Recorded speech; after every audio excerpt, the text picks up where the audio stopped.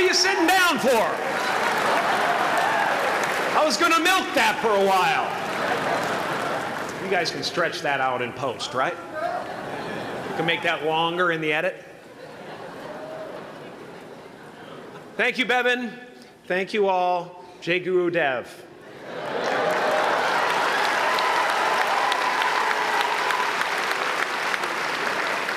I brought one of my paintings to show you today. I hope you guys are going to be able to see it okay. It's not one of my bigger pieces, so you might want to move down front. Get a good look at it. Faculty, parents, friends, dignified guests, graduating class of 2014. And all the dead baseball players coming out of the corn to be with us today. After the harvest, there's no place for them to hide. Fields are empty. There's no cover there. I'm here to plant a seed today, a seed that will inspire you to move forward in life with enthusiastic hearts and a clear sense of wholeness. The question is, will that seed have a chance to take root, or will I be sued by Monsanto and forced to use their seed?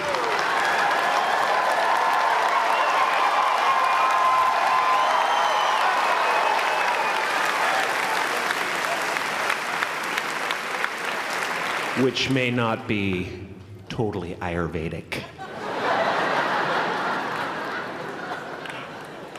Excuse me if I seem a little bit low energy today, whatever this is. I slept with my head to the north last night. Oh man! Oh man! You know how that is, right, kids? Yeah. Woke up right in the middle of Pitta, couldn't get back to sleep till Vata rolled around. Crazy. Oh.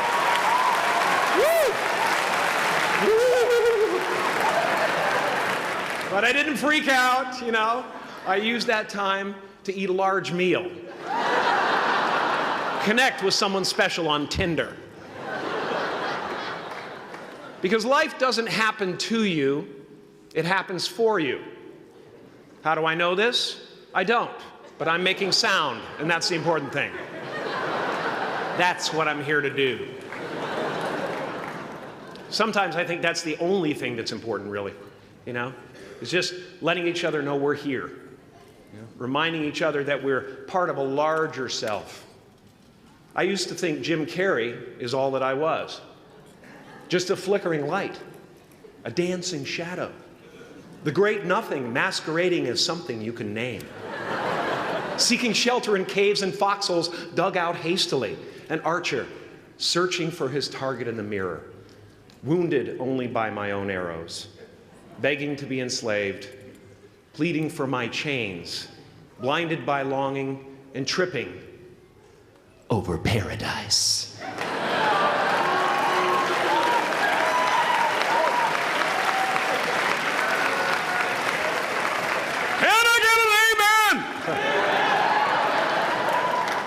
You didn't think I could be serious, did you? I don't think you understand who you're dealing with. I have no limits.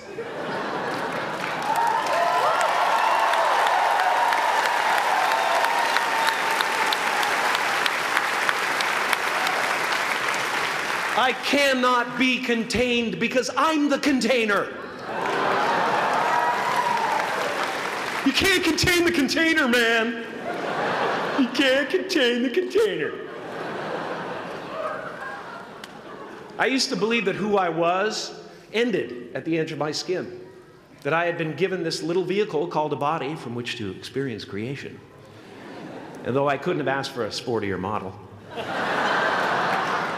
It was, after all, a loaner and would have to be returned.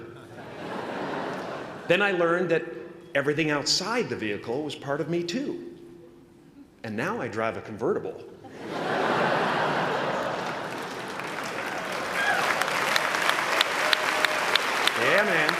top down, wind in my hair.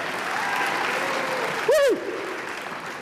I am elated and truly, truly, truly excited to be present and fully connected to you at this important moment in your journey. I hope you're ready to open the roof and take it all in. Okay, 4 more years then. They're obviously not ready. Just need some more cooking. Now, I want to thank the trustees, the administrators, the faculty of MUM for creating an institution worthy of Maharishi's ideals of education, a place that teaches knowledge and experience, the knowledge and experience necessary to be productive in life, as well as enabling the students through transcendental meditation and ancient Vedic knowledge to slack off twice a day for an hour and a half.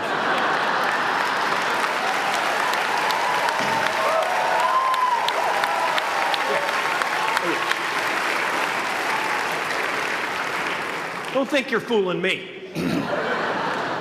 But I guess it has some benefits. It does allow you to separate who you truly are and what's real from the stories that run through your head. You have given them the ability to walk behind the mind's elaborate set decoration and to see that there's a huge difference between a dog that is going to eat you in your mind and an actual dog that is going to eat you.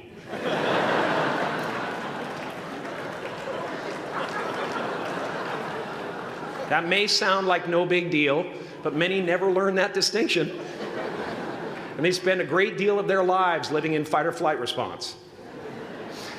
I'd like to acknowledge all of you wonderful parents. Way to go. What a fantastic job you've done. For your tireless dedication, your love, your support, most of all, for the attention that you paid to your children. I have a saying, beware the unloved, because they will eventually hurt themselves or me. But when I look at this group here, you know, I feel really safe. I do. I'm just going to say it. My room is not locked. My room is not locked. No doubt some of you will turn out to be crooks. But white-collar stuff, you know, Wall Street, that type of thing, you know, crimes committed by people with self-esteem.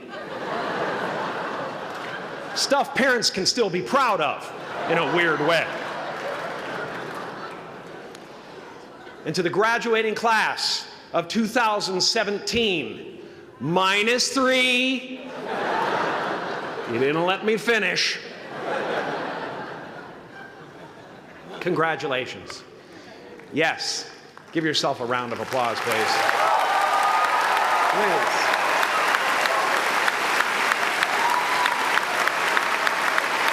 Yeah.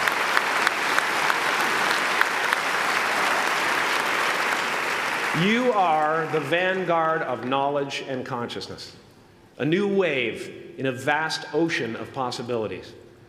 On the other side of that door, there's a world starving for new ideas, new leadership. I've been out there for 30 years. She's a wildcat. Oh, she'll rub up against your leg and purr until you pick her up and start petting her, and then out of nowhere, she'll swat you in the face. It can be rough out there, but that's okay, because there's soft serve ice cream with sprinkles. I guess that's what I'm really trying to say here today. Sometimes it's okay to eat your feelings. Now, fear is going to be a player in your life, but you get to decide how much. You can spend your whole life imagining ghosts, worrying about the pathway to the future, but all there will ever be is what's happening here, and the decisions we make in this moment, which are based in either love or fear. So many of us choose our path out of fear disguised as practicality. What we really want seems impossibly out of reach and ridiculous to expect, so we never dare to ask the universe for it. I'm saying I'm the proof that you can ask the universe for it. Please.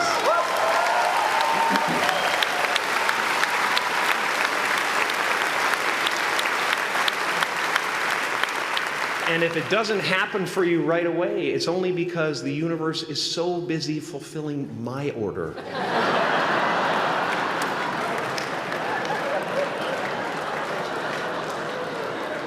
Party size! My father could have been a great comedian, but he didn't believe that that was possible for him. And so he made a conservative choice. Instead, he got a safe job as an accountant. And when I was 12 years old, he was let go from that safe job. And our family had to do whatever we could to survive. I learned many great lessons from my father, not the least of which was that you can fail at what you don't want. So you might as well take a chance on doing what you love.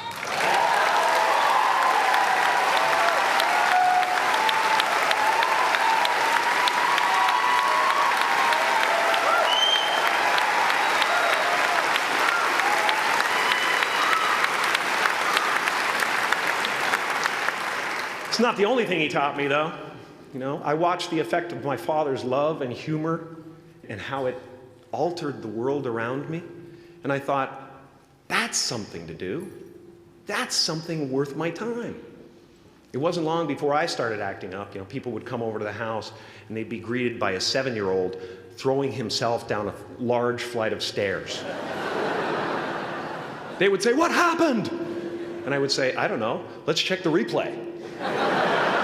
I'd go back to the top of the stairs and come back down in slow motion.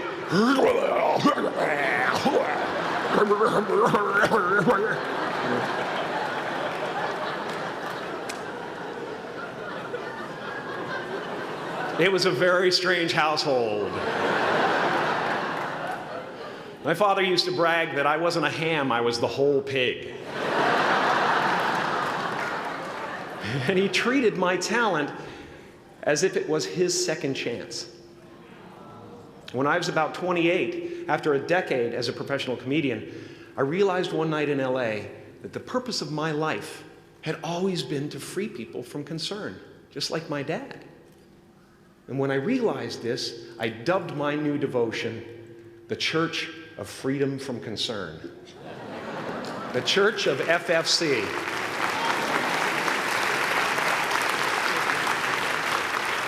And I dedicated myself to that ministry. What's yours? How will you serve the world? What do they need that your talent can provide? That's all you have to figure out. As someone who's done what you're about to go and do, I can tell you from experience, the effect you have on others is the most valuable currency there is.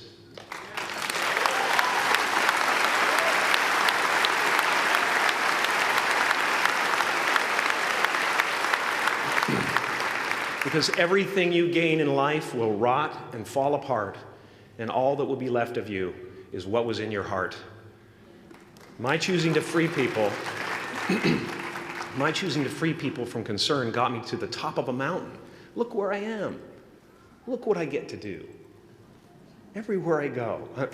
I'm going to get emotional because when I tap into this, it really is extraordinary to me. I did something that made people present their best selves to me wherever I go.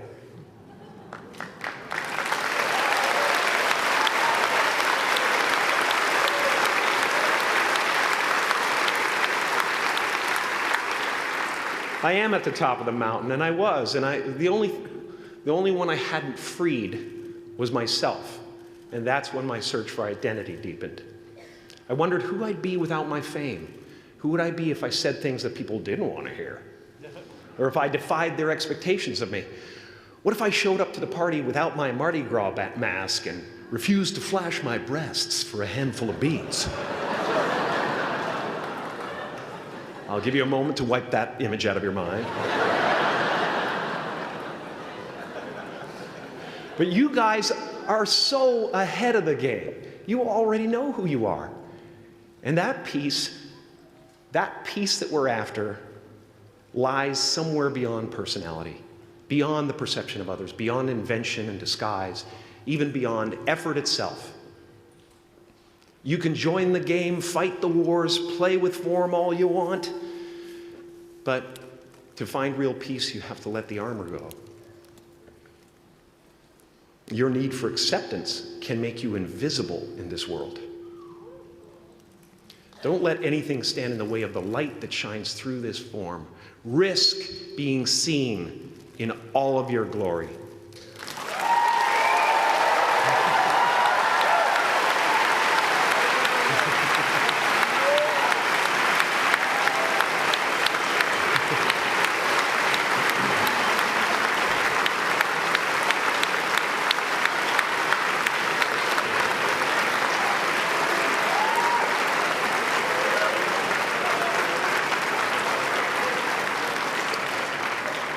It's not big enough. This painting is big for a reason. It's called high visibility. It's about picking up the light and daring to be seen. Here's the tricky part.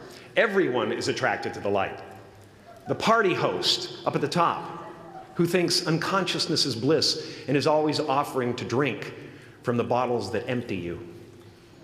Misery below her. Despises the light, can't stand when you're doing well, wishes you nothing but the worst. The Queen of Diamonds, under him, needs a king to build her house of cards.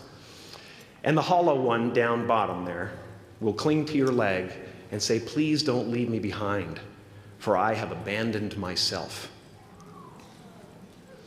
Even those who are closest to you and most in love with you, the people you love most in the world, will find clarity confronting at times.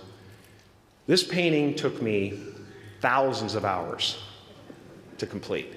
And when I was finished, thank you, thousands of hours, yes. I'll never get them back.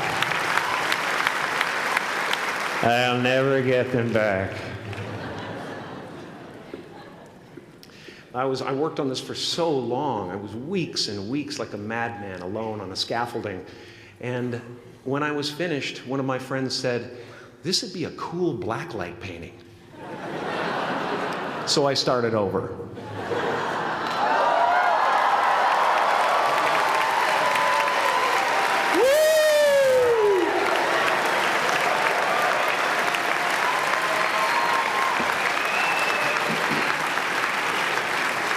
Welcome to Burning Man.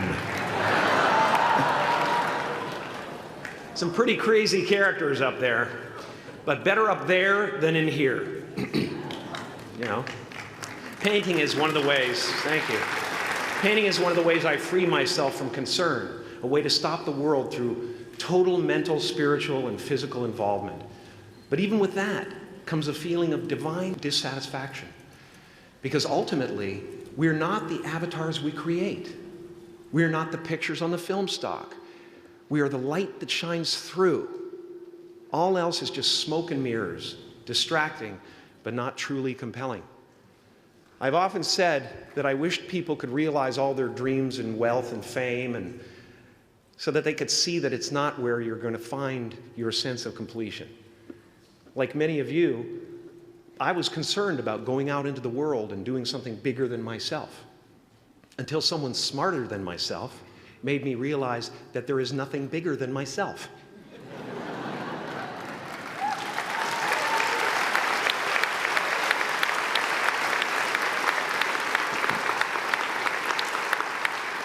My soul is not contained within the limits of my body. My body is contained within the limitlessness of my soul. One unified field.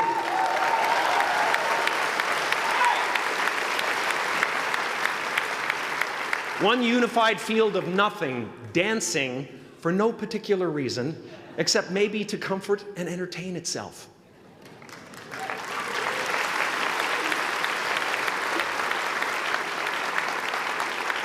As that shift happens in you, you won't be feeling the world, you'll be felt by it. You'll be embraced by it. Now I'm always at the beginning. I have a reset button, and I ride that button constantly. Once that button is functioning in your life, there's no story that the mind could create that will be as compelling. The imagination is always manufacturing scenarios, both good and bad, and the ego tries to keep you trapped in the multiplex of the mind.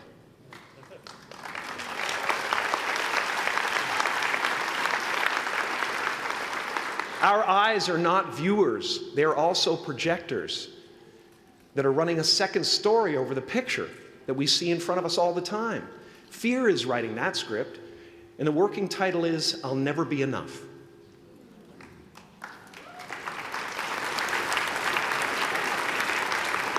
Now you're going to look at a person like me and say, how could we ever hope to reach those kind of heights, Jim? How can we make a painting that's too big for our home? How do you fly so high without a special breathing apparatus? This is the voice of the ego. And if you listen to it, there will always be someone who's doing better than you. No matter what you gain, ego will not let you rest. It will tell you that you cannot stop until you've left an indelible mark on the earth, until you've achieved immortality. How tricky is this ego that it would tempt us with the promise of something we already possess?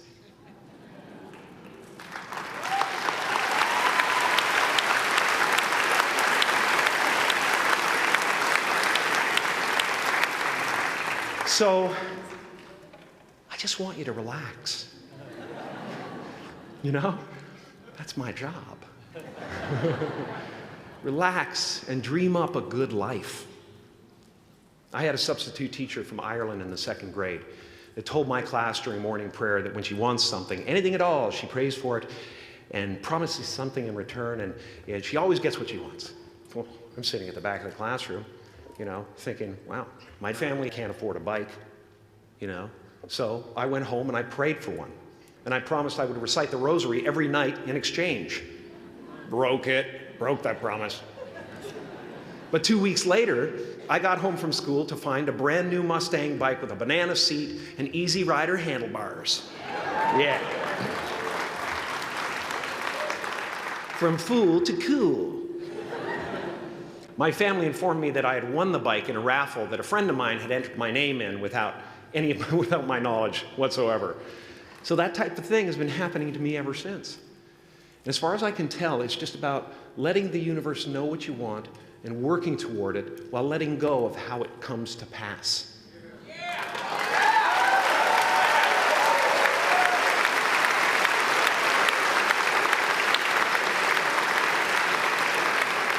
Your job is not to figure out how it's going to happen for you, but to open the door in your head. And when the door opens in real life, just walk through it.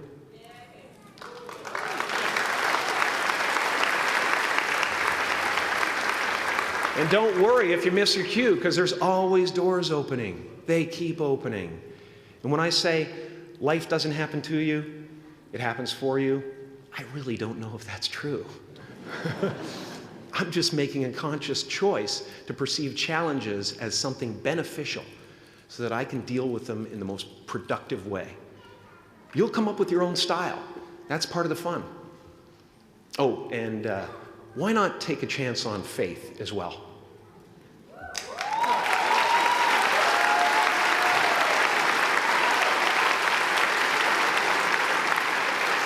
Take a chance on faith. Not religion, but faith. Not hope, but faith. I don't believe in hope. Hope is a beggar. Hope walks through the fire, and faith leaps over it.